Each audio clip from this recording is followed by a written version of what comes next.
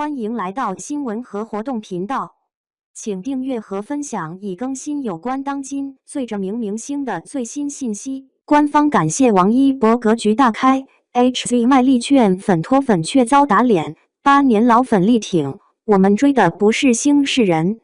而且王一博那条感谢微博就一张图，他摘了头盔，脸上还有汗，眼神挺清亮的，文字也没多说，就一句。感谢为中国汽车运动破圈做出突出贡献的跨界明星车手。虽然没点名，但大家都知道说的是谁。他是85号车手，刚官宣要参加2026赛季。4月上海站门票早就卖光了，黄牛价都被炒到5000多，3万多张票提前1个半月就被抢完了。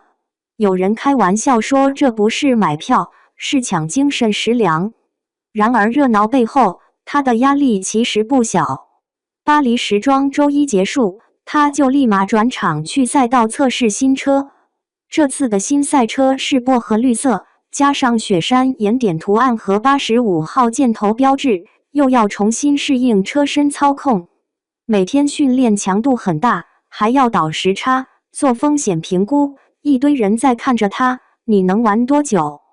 成绩不好是不是就得回去拍戏？更别说那些一直有的声音，别忘了本职工作，注意安全，能不能少点粉丝，让我买票轻松点？这些话说出来像是关心，但听得多了，感觉就像在逼你给爱好排个先后顺序。要知道中国汽车运动能火起来，官方都说这是浓墨重彩的一笔，而这个人就是关键。以前 China GT 连10台车都凑不够，现在比赛分组避免堵车，赞助商排队进场，女观众比例从12%涨到了41%，变化很明显。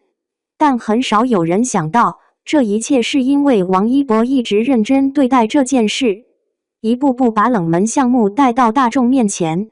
他不是来带货的，是一次次开车进站雨天救车的过程中告诉大家，热爱是可以很认真的事。再说网上那些劝脱粉的声音，理由五花八门，什么最近没拍戏啊，资源分配不公平啊，甚至就是单纯抢不到票烦了。这些话有时候打着为你好的名义，有时候干脆就是恶意攻击。奇怪的是，越是这样劝，留下来的粉丝反而越坚定。群里有个60岁的阿姨说自己每年生日许愿都是为了抢票。40多岁的姐姐觉得她说的话比自己懂还活得明白。50多岁的阿姨说自己7年只粉过她一个。还有人直接说，我不是追星，我是追人。他在哪儿，我就去哪儿。这句他在哪儿我就去哪儿，听着像粉丝滤镜，但仔细想想还挺真实的。外面看他是光环加身的大明星，但实际上他面对的是每天高强度训练后的疲惫，赛道上几1%秒的风险，还有各种放大版的人生选择题。他对赛车是真的投入，考了 FIA 国际 D 级驾照，跟职业车手一起训练比赛，不是为了维持热度，而是从小就喜欢速度的感觉。这条路是他自己选的，也是他自己一路走过来的，再加上他也不是没动摇过。